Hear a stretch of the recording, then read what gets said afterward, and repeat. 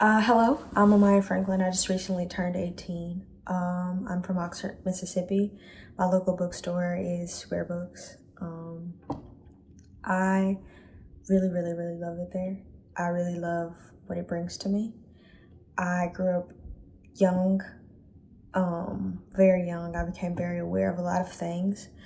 I was Black in America, and I was queer in America, and I was female in America, and it made it tough for me to exist outside of the box because so many different things were expected of me at the time.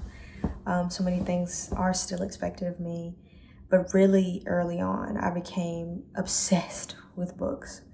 I became obsessed with creating spaces and creating places for people to feel comfortable, for people to not even escape, but create for themselves. Through literature, and that meant a lot to me. And there are other things that also mean a lot to me. Being queer, being Black, doing things the right way means a lot. Going about things the right way means a lot. Supporting local businesses and being a part of a really beautiful dynamic of supporting your people and supporting people who actually care for you, who you could actually benefit from and grow with, means so much to me. People who aren't just profiting off of me and capitalizing off of who I am and off of what I believe in or just what I stand for, means so much. And so the community here in Oxford, Mississippi, of course, is wonderful in its ways, but there are also places where I couldn't stand alone. But Square Books is one of the places I walk into and there's just light. And I browse, of course, but also I just bask in that space, because there's so many places where I would never be able to stand up and say, I'm queer, I'm Black, I love literature, I read devoutly, and it means so much to me. But that's one of the places, and it's so safe, and it's so warm, and that means the world to me.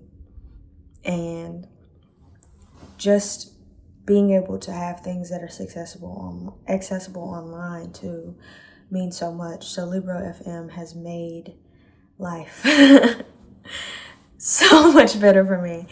Just being able to access books that way and access audiobooks that way. It's wonderful. Audiobooks were my first choice when I was younger, but realizing that money is a thing created something different for me. It created a wall for me between me and books, and then there wasn't a space for me to escape or create or become or be safe, and that wasn't okay. And even though there should be more spaces, there weren't, and I had to navigate that world all by myself. And coming into my older teenage years, I've realized that audiobooks are this audiosensory masterpiece, paradise, and being able to access them so easily, and also profiting and giving to the people that I care for, the space that I live in.